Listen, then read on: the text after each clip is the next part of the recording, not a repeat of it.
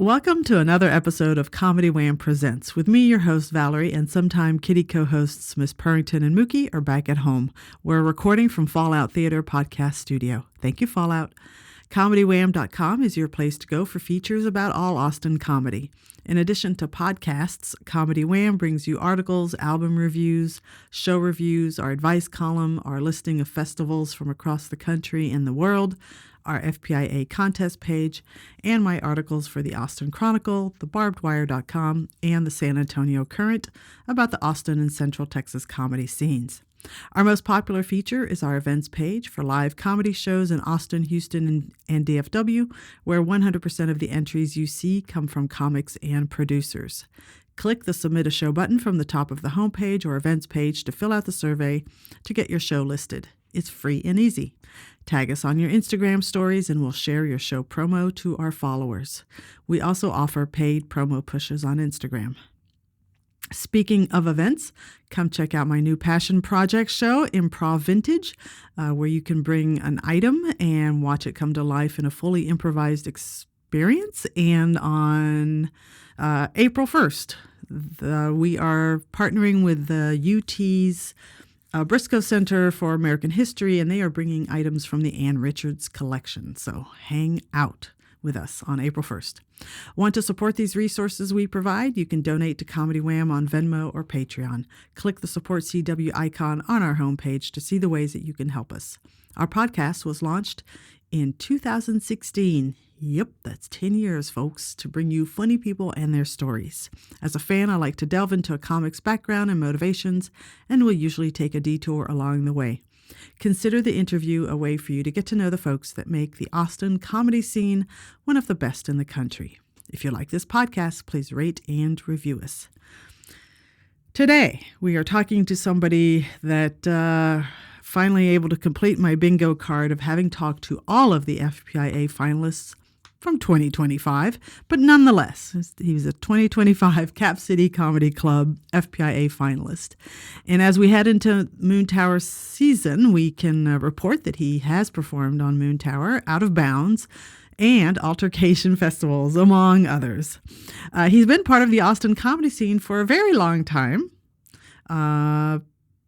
probably as long as we've been podcasting, I suspect. And he just released It Shouldn't Be This Easy, his debut stand-up special, which you can watch on YouTube right now, after you listen, though. And now Comedy Wham presents our guest, Austen Silver. Yay! Hey, welcome. I noticed you did not like the sound of my voice in your ears, and you can hear it now anyway, so, I mean, headphones really don't. Yeah. They don't add anything. It's not, the pure, right? Yeah. Instead of this digital. Yeah. And and it's too intense sometimes in the ear. I don't know. I'm not a headphones guy. Yeah, it's okay. I'm not going to take offense. Okay, good.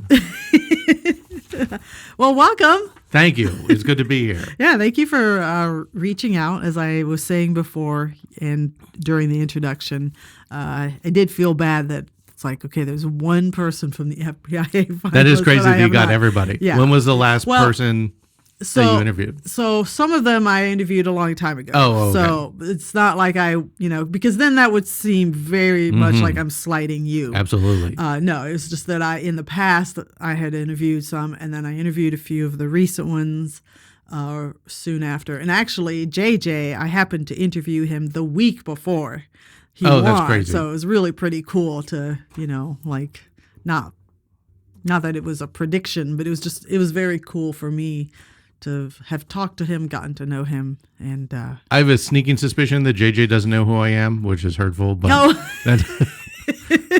that's how it goes. I actually did his. He had at Cap City, JJ Curry and Friends, and I was one of the people on there, and I was the only person who bombed. Oh. Which is so embarrassing. So maybe it's good that he doesn't remember me. I must not have caught that night. Did you do every night of that show? I think he did 2 nights and I only did 1. Okay. All right. Or he did like 2 separate ones. Yeah, I can't remember. Because I know I caught one of his. Well, the other one was bad for me. Oh, wow. I blame society. course. It's never you. You want to look good in front of the person who won the effing thing. Right. And nope. That wasn't my night. That wasn't your night, no. Well, Austen, I like to start these off with the same opening question. Okay. And that is one word to describe your past.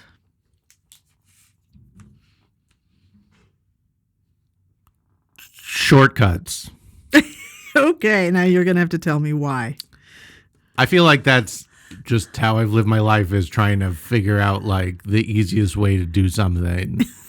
I mean, like, oh, maybe I should change it to lazy. Oh. But this is There we go. Comedy is like the hardest thing that the thing that I've worked the hardest on, the thing that I've stuck to the most. Wait, now you're going back to headphones? Well, I can't hear the sound effects if I that's true. don't. Yeah. Maybe I feel more in it now. I don't know. It's funnier if we talk about like, everything other than the conversation. Stuff that people can't see. Yeah. Very exciting. It's engaging. Yes. Okay. I feel like I'm right in the middle of it. So shortcuts, also lazy. Yeah, I do think that stand-up is the thing that I've worked the hardest at, and it's the thing that I've stuck to the longest out of any project, out of anything that I've started to do or started and stopped doing. Yeah.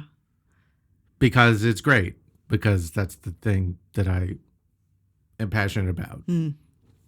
When did you start comedy? I started in 2012. Okay.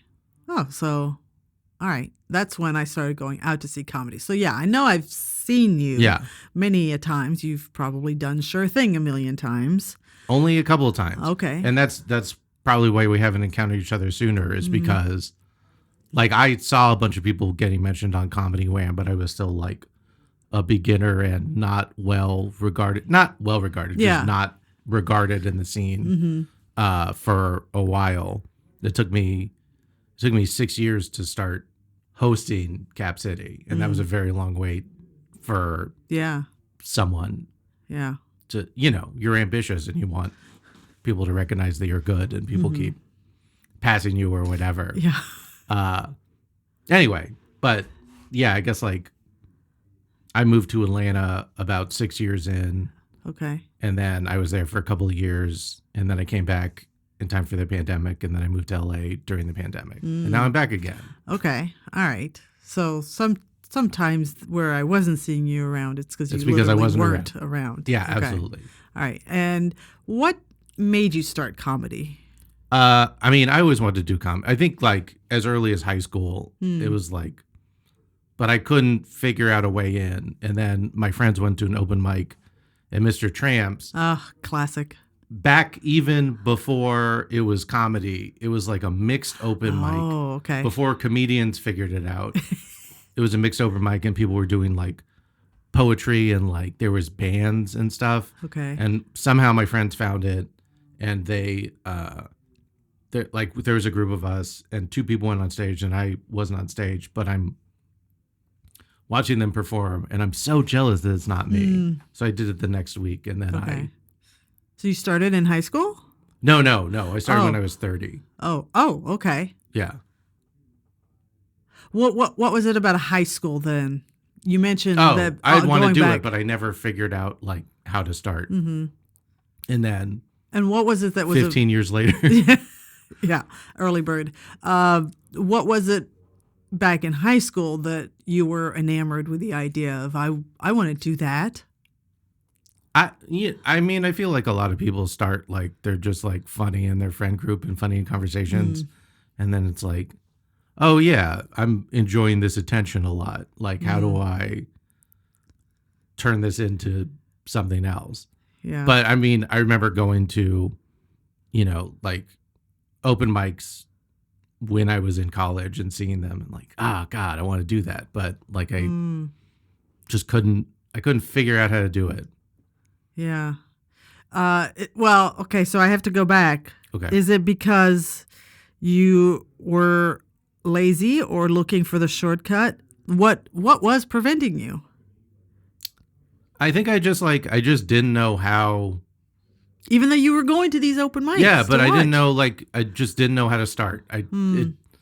It never occurred to me that you could just get on stage and say literally anything.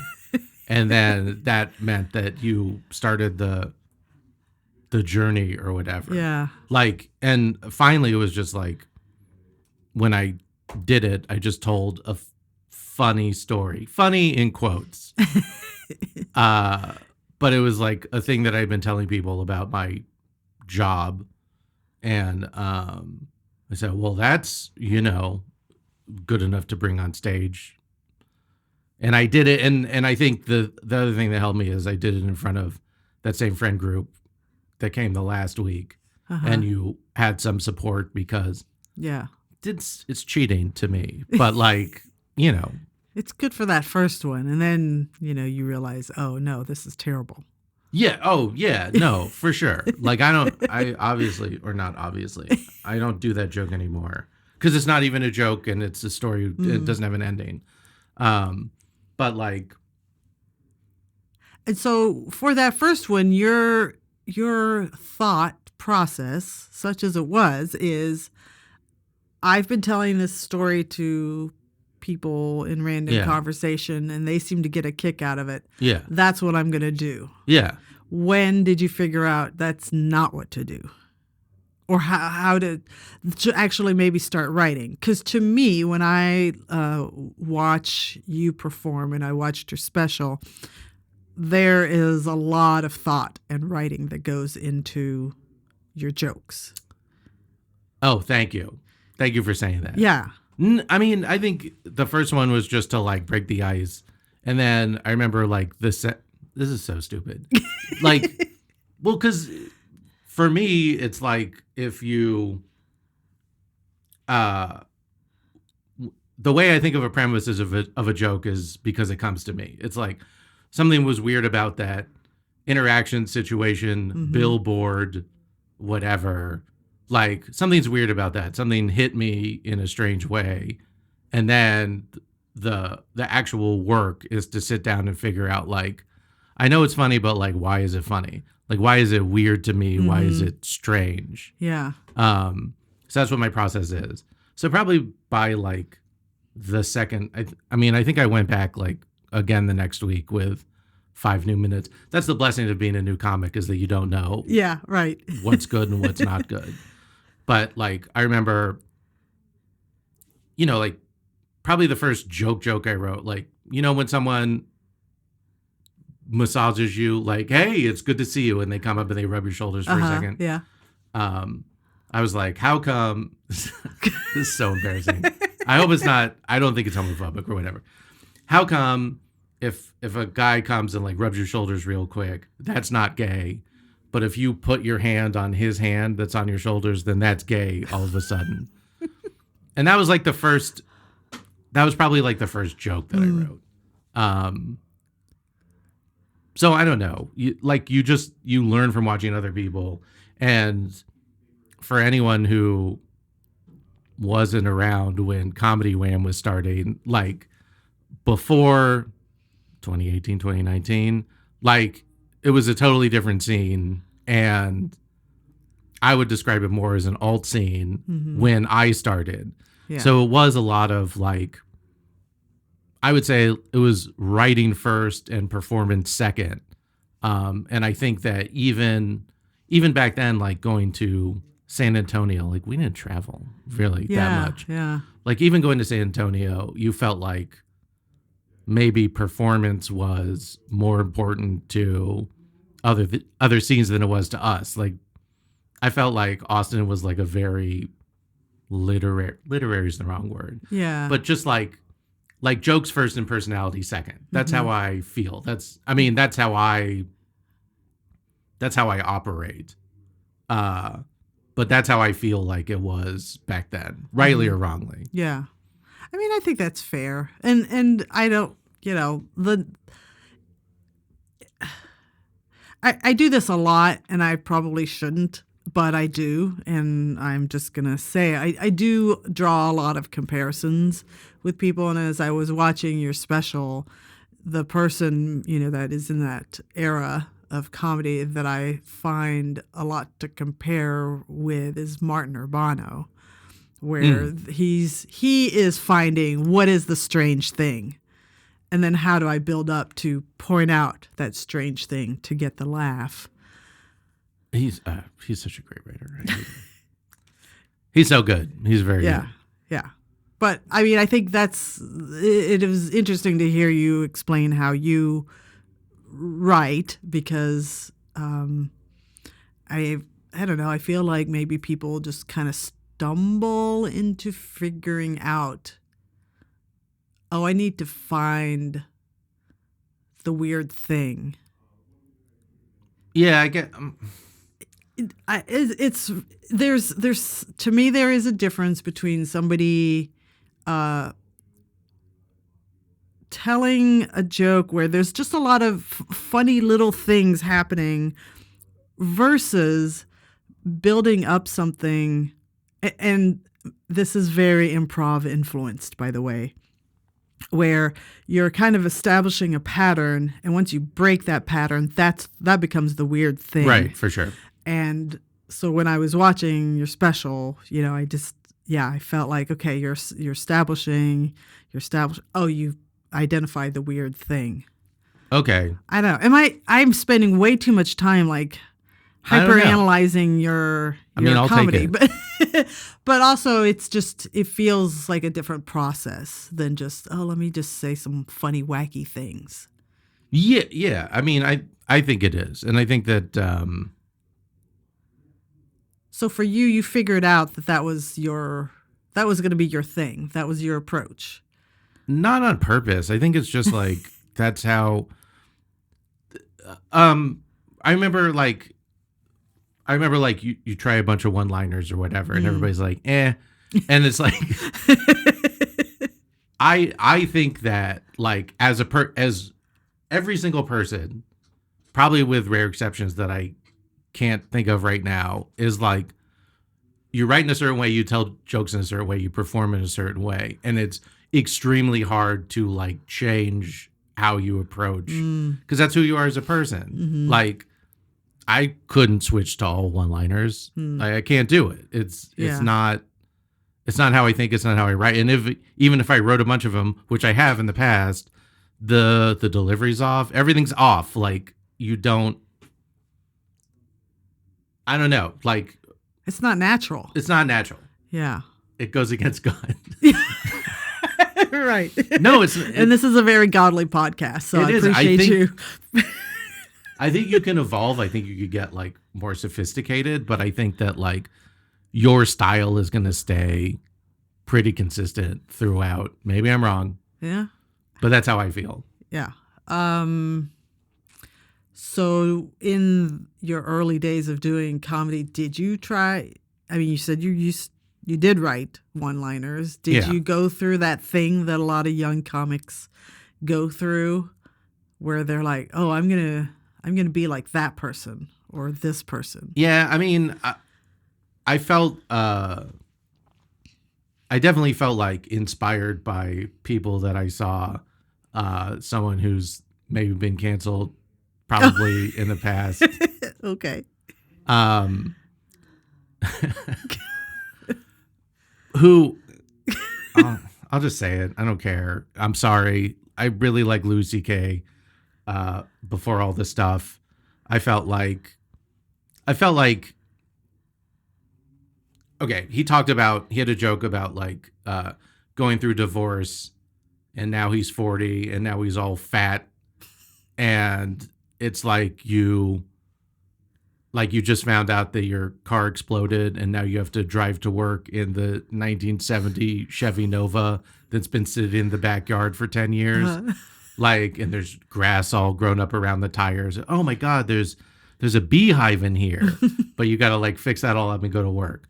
So that's, just like, to me, just like very smart observations about the situation you're in. Mm-hmm. And I put it in my bio, off the wall metaphors. So that is a person that I sort of modeled myself after, but not like I'm going to be like this. Just I wish I could write jokes that were like profound and told you something about the human experience, which I don't think I got there. But like that's what I would like to be, is like some sort of small amount of philosophy in there. Yeah. Anyway, I'm sorry for bringing him up. I didn't mean to. It's okay. Other canceled comics have been named on this podcast. I'm trying to separate the art from the artist. It's hard. I don't buy tickets to his shows anymore. Yeah.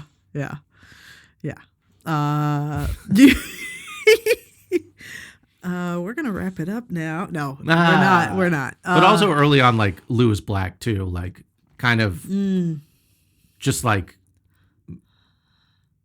unabashed negativity. Yeah. Watching him and he's complaining, I'm like, yeah, all right. That definitely is like part of my the identity. observational on human existence, but also unabashed negativity. Yeah. And I think it ties in. Yes, the human experience is indeed very negative. Yeah. Was like, did you ever notice that fuck these guys?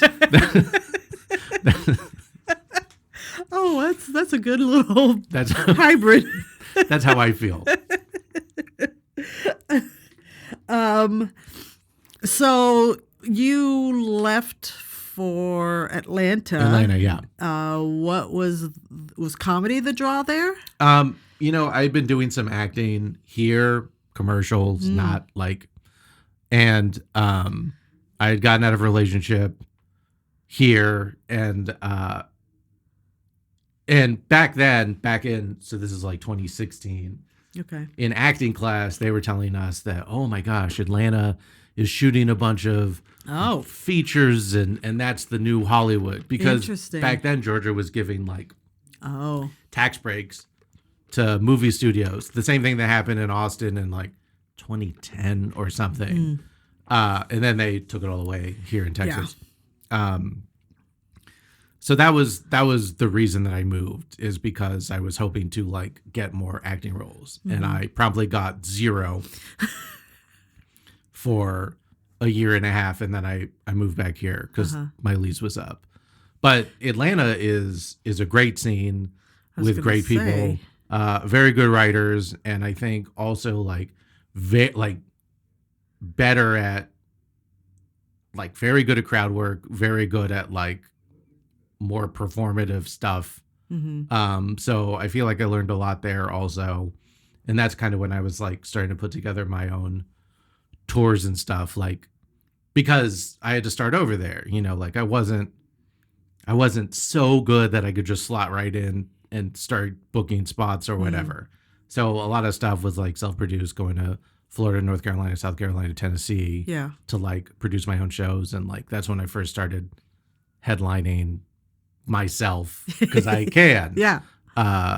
So that was a good experience. But how was that transition going from spots, maybe some longer sets, into full headlining? It was fine. I think I had the time, and we were doing kind of like smaller cities. So you're the only thing show in the in city. town. Yeah. Right. Yeah. And like when you do small towns, people come up and they're like, I've never seen a comedy show. And it's like, this is crazy. Yeah. Like, I don't know what you thought you were coming to see. And a lot of those times it's not you. They were coming to see something, and they saw you and they were like, no, man, I mean, not that. But I think like you had more leeway than you would at a comedy club where people like know what to expect. But yeah, like I had featured for my friend Stephen Farmer. I think a couple of times before that. Also another person I have yet to get on. I'm sure he would love to. Yeah. But like, so my timeline's off, but it was like, I got 45 minutes, and I don't know when I reached that conclusion, but it was like, I've been doing it long enough. Yeah. Like I guess I was 7 years in, roughly. Like, I got the time. Yeah. And did you like headlining? Who doesn't like headlining? Well, I don't know. Yeah, it's great. It's Why is it great? It's it's great because I think Chris Rock said that, like, as the headliner, the whole show is about you. Like, the host and the feature are preparing people for you to go up. Yeah. And that, like, who doesn't want to, what comedian doesn't want to just, like, talk uninterrupted for as long as possible? And the answer is none. Otherwise, we wouldn't do this. And the cool thing about long sets is that you don't have to, like, I don't play with silence. I'm not going to act like, oh, I build the tension. That's a lie. I'm not smart enough. But, like, you get more leeway to, like, talk stuff out and, like, you take time with your jokes. Yeah. And I'm a person who talks slow. So, like, kind of like at a slower pace is how I deliver material. Yeah. So it's great to headline. Yeah.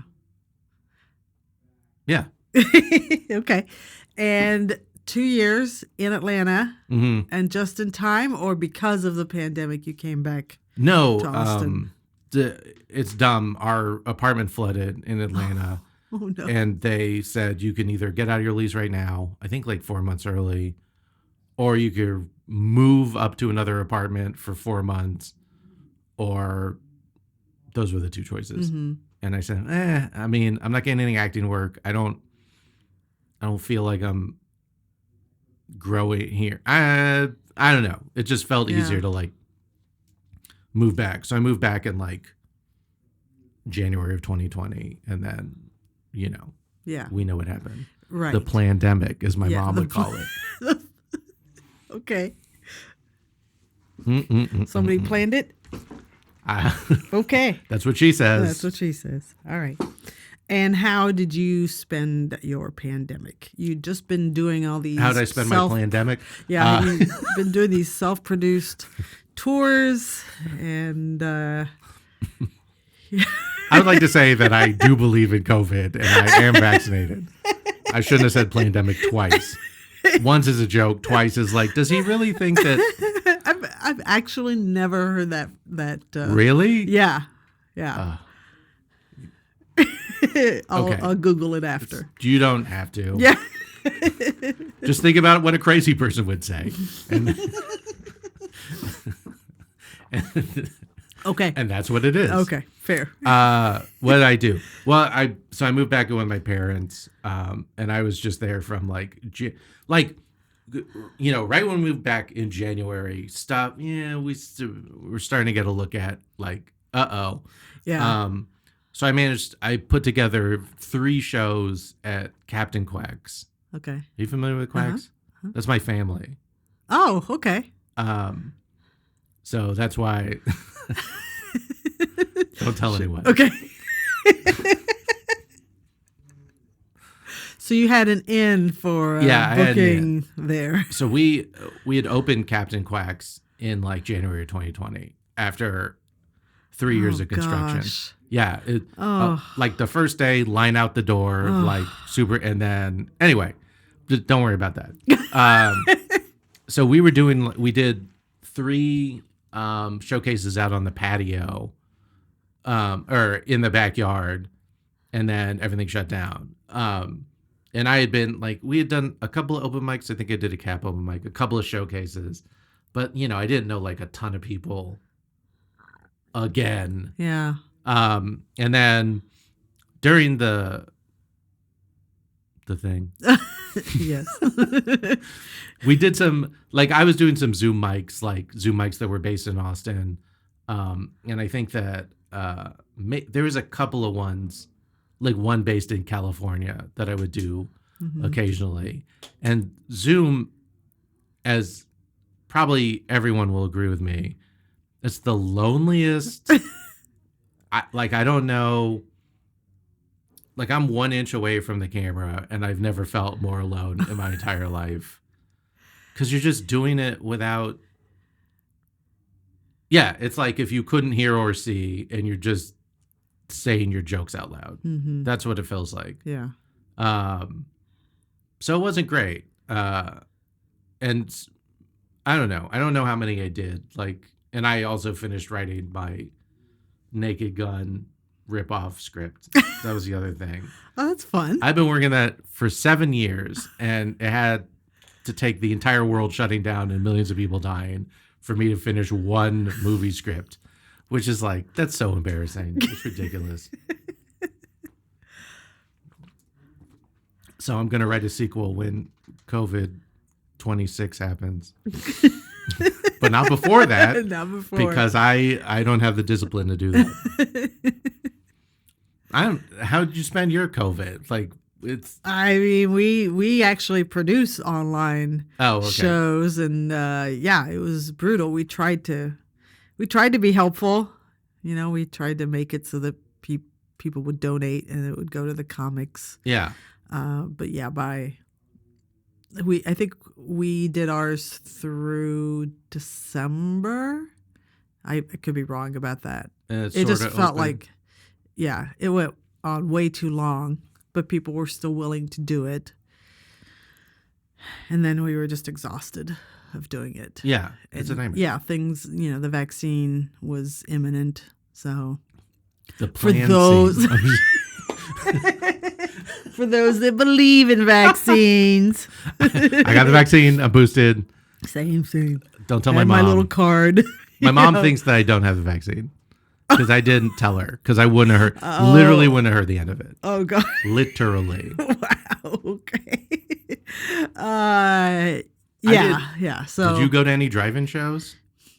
No, I couldn't do it. There was one at a drive-in theater, which is, I don't even remember where it was. Stephen ran that, and then there was one, he ran both of them actually, Stephen Farmer. He ran a drive-in theater that was like, I literally don't know. And then there was one downtown on top of a garage, and it was like, it was super fun. I remember I did it with Hunter also. And like, it was outside, and like the top level of the garage was also tiered. So like, it didn't have a roof, but you had like a bottom outside and a top outside. Yeah. And there was 2 shows. So it was like 20 cars on each. Oh my gosh. Floor. Uh-huh. And you like did 15 minutes. And I think I only did like 11 because I forgot like how much time I had or could do at that point. And then you just like walked up the ramp to the next tier of parking garage. Whoa. And did the show.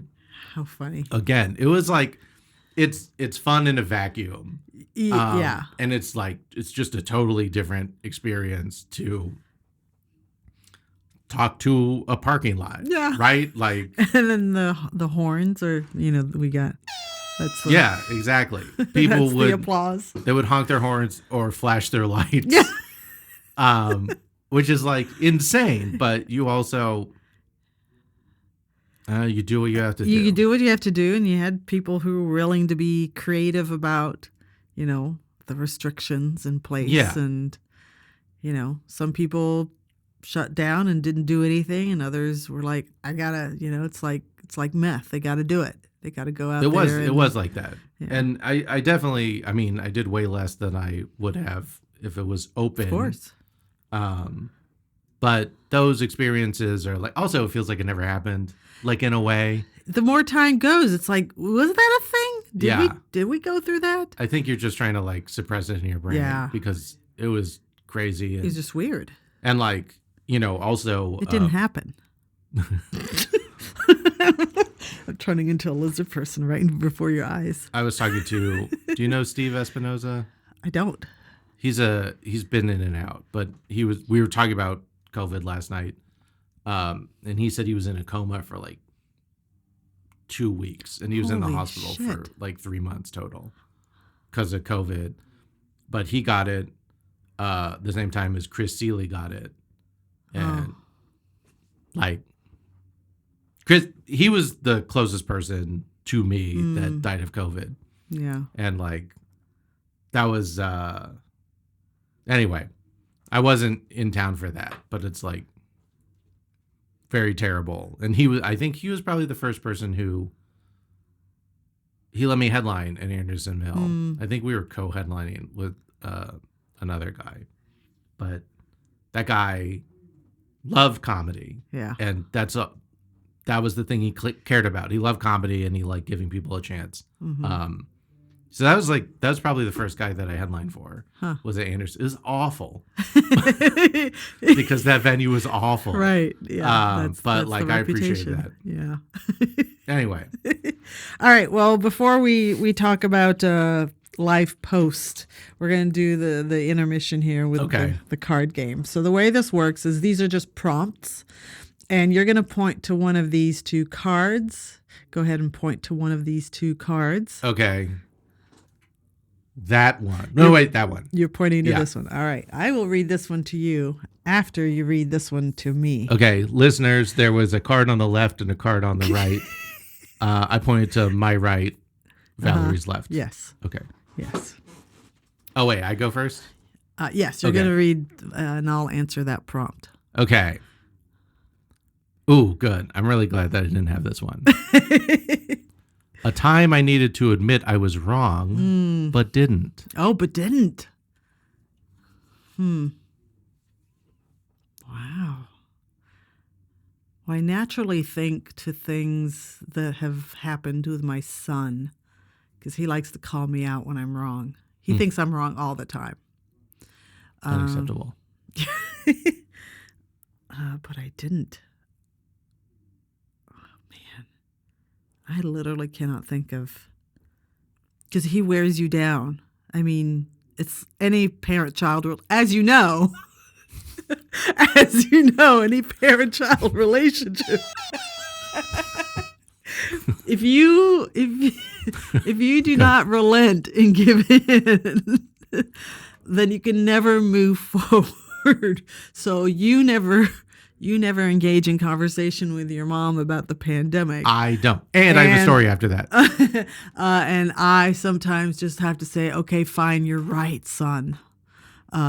Just to move on. But there was a time that you didn't say you were right. But I can't think of one. Oh, yeah, I failed on this one. All right. Well, it's my podcast, so. Oh, all right. Snap. All right. Yours. Okay. Austen. Yes. A time I changed my mind. A time I changed my mind. It's funny because it's like, I wrote a joke about this too. I'm stalling. My apartment just installed smart thermostats. And so it goes to the hotspot and you control it with your phone. And I had to name the hotspot. And it's like such pressure as a comedian to come up with like a funny name. And I just froze. Do you know what I named it? AC/DC. You know how embarrassing that is? It's awful. Okay, what's the time that I changed my mind? Okay, this is what I'm going to say. I'm going to say that the thing that I struggle with a lot, and we brought it up earlier, is that I'm an extremely negative person. And like, okay, for instance, the special's out, and I got some business cards made with a QR code on it. And I passed them out to 20 employees of mine that I talk to often that know I do stand up. And I was like, hey, can you watch my special and leave a comment on YouTube because it helps the algorithm? And 3 of those employees have done it. And the other 17 haven't. And I'm really upset at the 17. And I'm not grateful for the 3. Yeah. They don't know me anything except, you know, I'm going to fire them if they don't. But like, they don't know me anything. So the thing that I'm trying to change my mind, I'm trying to not be negative. Like, the special has 5,000 views. I'm so grateful. When it first came out, I dropped it last Friday. When it first came out, I was like, please just let it get 1,000 views. And it's gotten 5. And I'm like, well, why not 10? And that's the thing. That's like just like an ongoing battle with myself to like be actually grateful for the stuff that I have, for the stuff that is going on, and not be like so negative and like resentful of people like JJ who keep winning things. Him specifically. Even though they're not from here and I'm from here. And it's funniest person from Austin. Can we do that one? Oh, anyway, well, sure. So that that's would why be I'm trying all to of change two my mind. people. Yeah, well, good, great. I'll probably lose a coin flip, but that's what I'm working on. So that's the thing that I'm trying to change my mind about. It's. Does that count? I get no. It's fine. You passed. And I think particularly for comedians, that is so difficult because you have examples out there of successful negative people. You've got Louis Black. Yeah. You've got Larry David. I think Jerry Seinfeld. I mean, he kind of seems he's not as like in your face negative as a Louis Black or a Larry David, but he's kind of negative, and they're doing just fine. I think it's like. Just like you can have like a negative thought process and a negative approach, but you do have to like understand that you're not going to be happy if you just go through life sure with that attitude. Yeah. And that's the thing that I'm really trying to adjust. Yeah. And it's very difficult. And I don't know if it's because I'm Jewish. I don't know. I genuinely don't know. I don't know. I don't either. I can't tell you. I mean, I come from also kind of a negative parenting lineage, so it's hard for me to be positive, but it's easy to play positive. I find. Okay. Well, that's so. I'll write that down. You just kind of bury the negative and all the resentments that you have and the jealousy. And the bitterness, you just kind of leave that for partners. Can I tell? Or the cats. What are you doing to the cats? I'm telling them. Real. I'm telling the cats. Can you believe this other podcast has 5,000? I mean, you're not going to get from 5,000 views of your special to 100,000 on this podcast. Can you tell me some podcasts that will?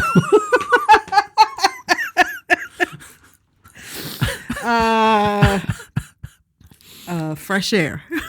All right, sweet. My roommate my ex-roommate in LA who edited the special for free. Nice. His name is Josh Edelman. And there's a much more famous comedian, whose name is Alex Edelman. Mm-hmm. And Josh was actually booked on a show because they thought he was Alex Edelman. And he showed up and they're like, he's like, they could tell that I wasn't the guy that they thought they hired. But I'm here already. And anyway, so that's extremely funny. I do, to get back to acting positive, like if I have a waiter who's too nice, I just shut down immediately. Hi, folk, like the Office Space guy. But like not even that, like, oh, it's a great day here. I'm like, dude, I just like, I want everybody to be like if you're serving me at a restaurant or if I'm serving you, just be like 5% nicer than you want to be. That's all. That's all I expect. I expect your baseline plus 5%. And anything above that, like I can't handle it. I don't want it. Oh, how's it going? Great day. Like, look, what do you please? I'll just give you a thing you could leave and we could just both like be regular. You don't have to ask me about how my day's going because it's always going bad. Anyway, right. I have to change my mind about I have to So I think the key to that is having friends who can remind you 5,000 views in a week. Dude, that's cool. That's awesome. That's what you need. If you can't do it like just on pure strength, inner strength, having people around you that can kind of lift you in that way, I think. But okay, so if you feel like a negative person, do you feel like people giving you compliments? You're like, shut up. Well, like, I mean, Oh, not that's a very casual friend, but No, like it wasn't. somebody that really knows you can. No. All right. No. Okay. That Well, I then just you're just gonna have to do it. I'm just gonna have to do you're it. gonna do the little the elastic on your wrist. Every time you feel a negative thought, you're just like, oh, sunshine and happiness. Oh, I've heard about that before. That's insane. I always feel condescended too, I think. And like and I think honestly, the reason that I do comedy is so people will think I'm smart. Because like if you tell a joke and everybody's like, ha ha ha. Sometimes they laugh. Yeah, there you go. If everybody's like, okay. then you say to yourself, I thought of a thing that you didn't think. And that means that I'm smart. Mm-hmm. Not necessarily smarter than you, but like I'm a smart person. Yeah. And I think that's like the main motivation for why I like comedy is because I get to feel smart. Ah, okay. All right. And the attention. But like, I don't know. I think it's bundled up in there for sure. Yeah. Is that weird? No, I don't think that's weird. I think you would not be alone in that. Probably not. Yeah. And I would also like to know what the ratio of like either only children or middle children to, because I'm an only child. Mm-hmm. And I don't know if that's like, if it's a continuation of me wanting the attention that was lavished upon me by my, you know what I mean? Yeah. I'd like a breakdown of that, but I won't get one and it's fine. I guess I should be keeping better statistics. I'm curious. Yeah. Okay. This is. Yeah. Okay. I wrote down pandemic in my notes. Can I say one thing about my mom? Sure. Okay. Is she going to listen to this?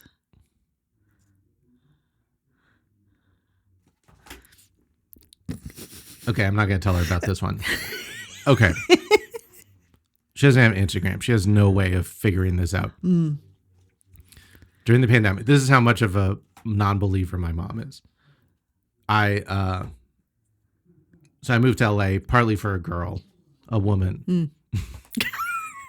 Thank you for clarifying. Not only is it more respectful, it's also very important in this day and age for people to know that it was a woman. Yes.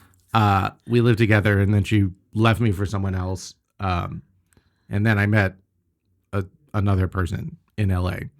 And this is all during the pandemic. And I told my mom, every once in a while, you only talk to your parents because you know they're going to die someday and you're just obligated to. Not because you actually care to tell them about your life, just because like, well, you don't have long probably. And anyway, I told her I was seeing somebody else and oh, okay, good. And then she called me back later and she said, I'm really worried because I know that you and your ex-girlfriend were both not vaccinated, which is once again fully untrue. I just told her that so she'd leave me alone. She said, but I'm worried that the new person you're seeing is vaccinated and they found, it's always them, they found that you could spread the vaccine by contact. And I was like, okay, it's really not any of your business, but we're using protection. And she's like, even kissing.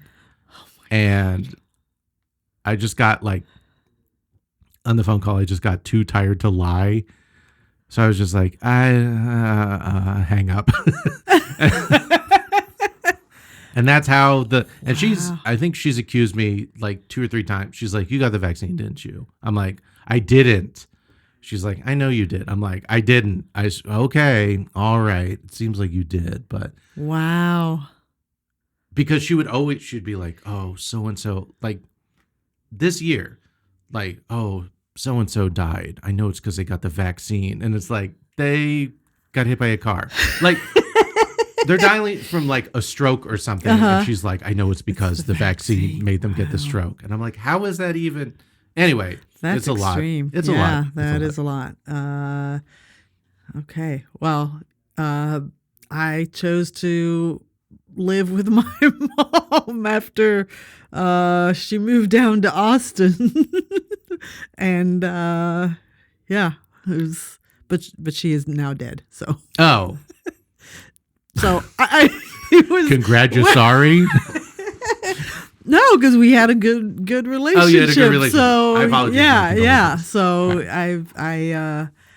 when I hear stories like that, I'm like, man, I feel kind of lucky that I did not have a situation where I had to lie to my own mother about my health care. She's extremely supportive in many areas of my life.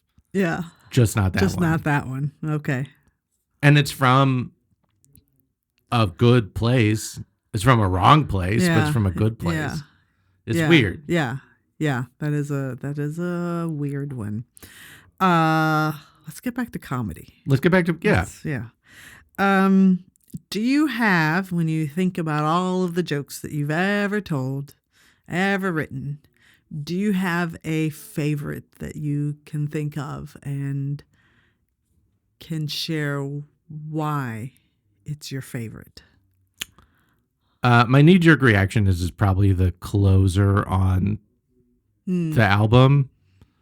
And should I? You can hint at it. I don't want you to feel like you have to tell. Okay, I won't tell. Yeah. It's like, it's a little bit dark, and I feel like just kind of based on what's happening right now with the Epstein stuff, it touches on that subject in what I feel like is a very innocent way, and also is it feels more sinister as time goes on.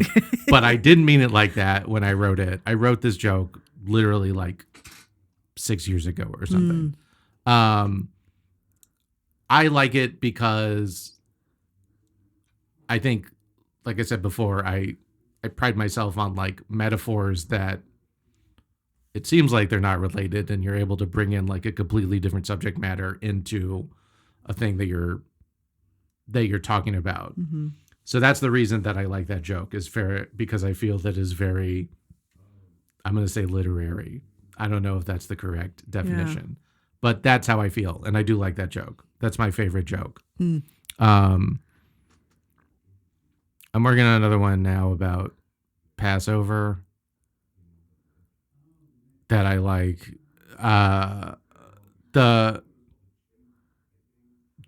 The Jewish people were enslaved in Egypt, and God sent 10 plagues down, including locusts, raining frogs. And then the last one was they're going to kill all the firstborn sons of the Egyptians. So God tells Moses, you need to get the Jewish people to slaughter a lamb and throw the lamb's blood on your door, and the angel of death will pass over your house. That's where Passover comes from. And I wonder if a lamb overheard that conversation and was like, all the doors?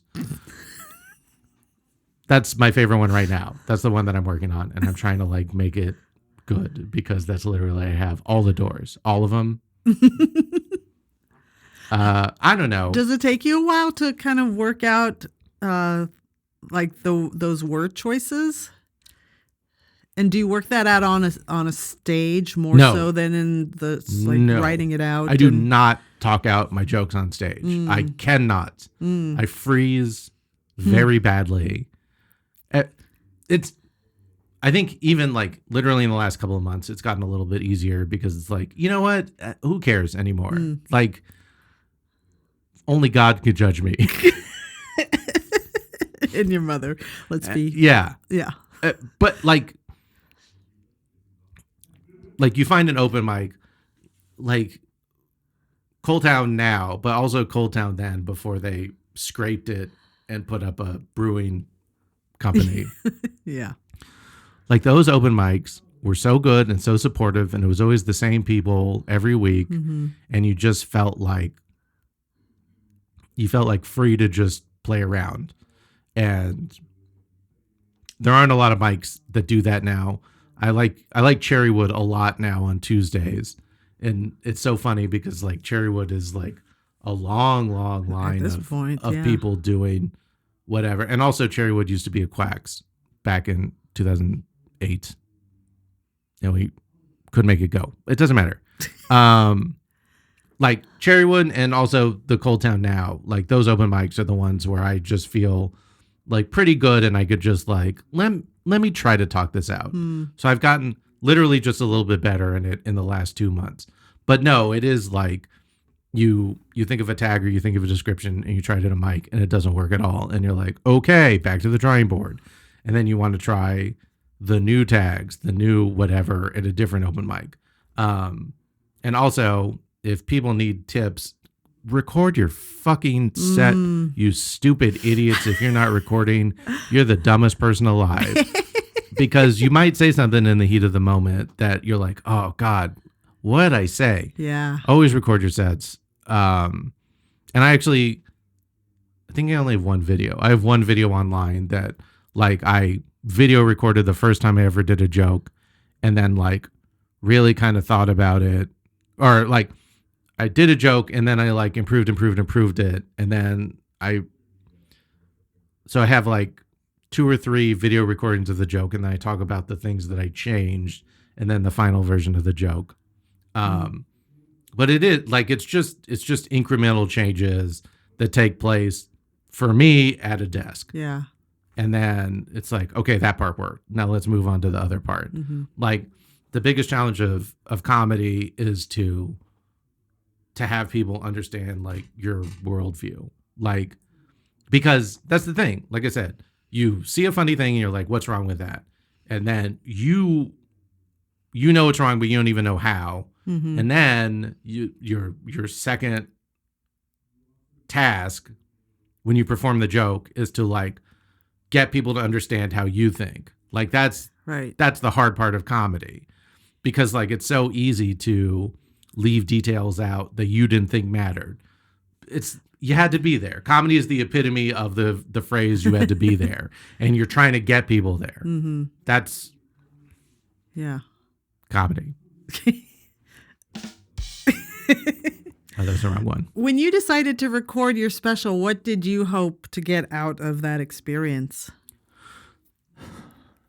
Oh God, that's a great question. Finally. I would have. Now let me ask you a question. A time I needed to admit when I was wrong. What I hope to get out of it, I don't know.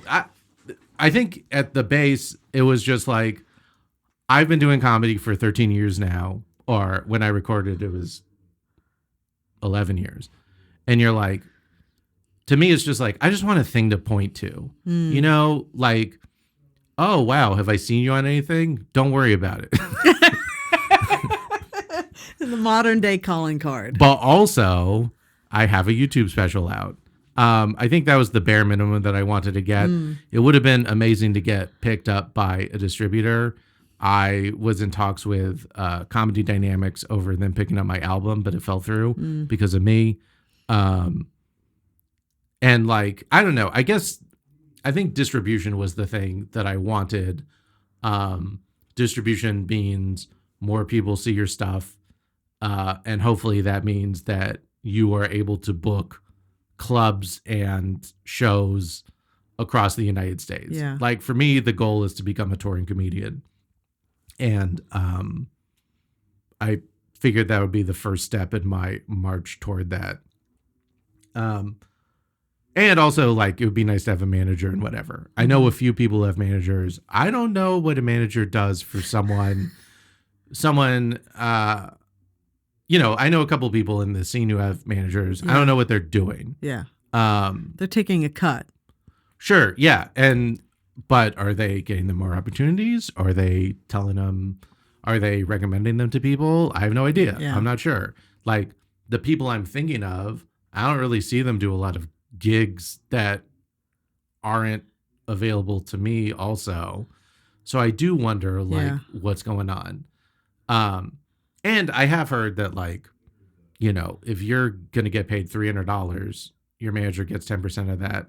They get $30. So like, how hard are they working to get you a $300 show? Because who cares? They only get $30. Right. So I don't really know at what level you actually need a manager. But anyway, yeah, that was, I guess like more opportunities was the goal for the special. And once again, to have a thing. Yeah. It was only a 30-minute special, so I think I could probably release another 30-minute special if I felt like it next year or whenever. I'm sure Yeah. I have the material now. And I don't know if I want to do an hour. I don't know if I want to do 30 minutes. It feels like maybe 30 minutes is like a new trend because everybody is sort of losing their attention span. And those don't tell specials are like, what, 10 to 12? And Oh, is that all? Yeah, those are pretty short. I mean, those, to be able to do a don't tell special and get hundreds of thousands of views, Yeah. also great. But nobody's come to me with anything. I would like to do the stupid OnlyFans thing that they're getting paid many thousands of dollars to do. Yeah. I would love to do one of those, but the opportunity has not come up. Yeah. Cap City, by being in the finalists, you had said before that you would host at Cap City. Yes. And is that still, did that come through with the finalist performance? Because I always feel like everybody gets a little bit of a bump after they're in the finals. So I got asked to do riff tracks. What's it called? The helium thing where they do like every comedian does a joke on a subject. Oh yeah. I forgot what it's called. Mixtape. I don't know. Yeah. I got asked to do one. I couldn't do it because I had a conflict. I got asked to do a second one and it got canceled because of low ticket sales. I haven't done that yet. I want to. I had asked the booker if I could feature because I feel like that is the level headline. Mm-hmm. That's the level that I'm at, like headline. But she told me that so many headliners are traveling with their features that it's like just not opportunities are few and far between. Yeah. It used to not be like that. Right. Like I had a lot of peers that were featuring that I was like, oh, whoa, gosh, I wish I could. But I think that like just kind of to be more in the eye that I am going to like message back and be like, can I host some then? Because like I want stage time. I want quality stage time. Right. Even though Cap City looks like an empty Cheesecake Factory, I still think that doesn't it look like it used to be a Cheesecake Factory and then they just paint everything gray while they wait for the new tenant to move in? Maybe. I don't know. Every single person wants a version of you or your jokes or your business that they were comfortable with. And yes, I like the old Cap City better, but like tough. And I'm sure that everybody who owns it is like, will you stop talking about the old Cap City? But yeah, old Cap City was great. This is fine. I had fun during FPIA. With a full crowd, it's great. Yeah. It's great in there. Okay. The ceilings are high, but do they need a balcony? Do they need a balcony? Do you think they need a balcony? I don't love the balcony. I've only sat up there once and I don't like that experience. I very, very rarely like sitting in a big theater to watch comedy because the person is just so far away. And to me, there's something about like being relatively close. Yeah, of course. You can feel the comedy. It's connection. Yeah. You can feel the comedy. Connection. Yeah. I totally agree with you. I don't feel like I'm a person who's like crystals, but I definitely feel like, and maybe it's just like energy is a thing that transfers. Yeah. And I don't know if that's a real thing or it's a thing in my imagination. But I think it's real. 1,000,000%. If you're sitting next to someone who's also laughing, you feel more inclined to laugh. And it is harder to be on the balcony. Yeah. But it was fun, like during the finals, to like be up in the balcony and like watch, because you feel like you're out of it now and you're just observing it. Yeah. That was like neat to be like. Yeah. Yeah. Anyway. For that reason, I actually really like the Red Room. When somebody is performing in the Red Room, I love that room. And it's to me, I know you said you like the old Cap City, but I like that better than it's just open open season walking through that lobby area. Oh, and well, there's the a lobby. show. Yeah, of course. Because there's business to be done in the lobby. Yeah. But like, did I ever perform out there? I probably performed a set out there or two in the lobby. And I saw Danny Palumbo do a special in the lobby. And it's like, yeah, like, I don't know. Just maybe it was the people more than the place. Wow, that's profound. It's not the destination. It's the people you surround yourself It's with. the journey. Is there anything we haven't talked about that you want to talk about? I don't think so. I feel good. Please find my special on YouTube. If you there's going to be a link in the bio, but my name is Austen Silver, Austen, like Jane Austen, Silver, like the metal. If you go to there's only one of me, as far as I know. If you go to my YouTube, please check out my special. It should be the first video. Please like and comment. It really helps me. The algorithm. I'm trying to get it out there. That's what I want to talk about. And it's called It Shouldn't Be This Easy. It shouldn't be this easy. Which is confusing because people searching might be like, hey, go look for, hey, it shouldn't be this easy. But it's easy to find. Yes. The special, it shouldn't be. It should be this easy to find. Yeah, don't search for the title. Just search for me.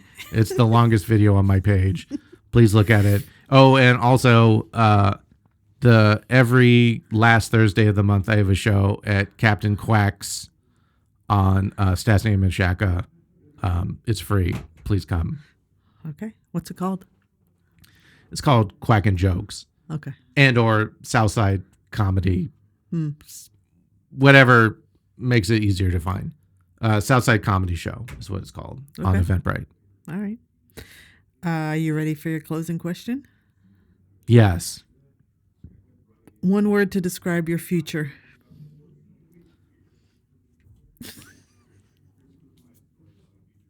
You know what? Bright.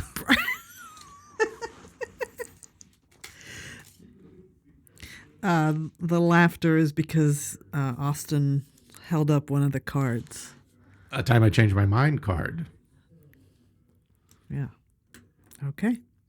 Well, that is a wrap on Comedy Wham presents Austen Silver. I know you just ran through it, but Austen, tell us where we can find you on social media, and feel free to promote again.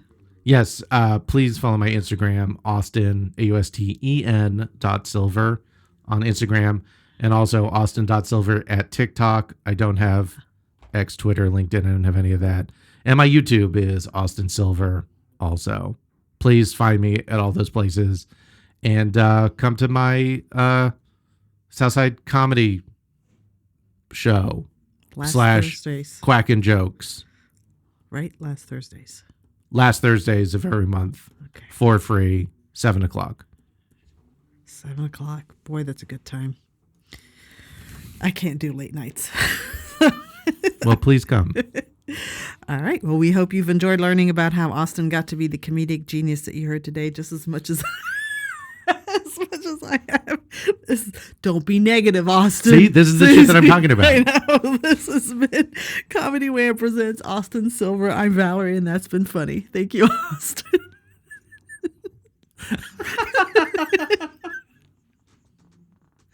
Sound effects. Oh, which one? Okay.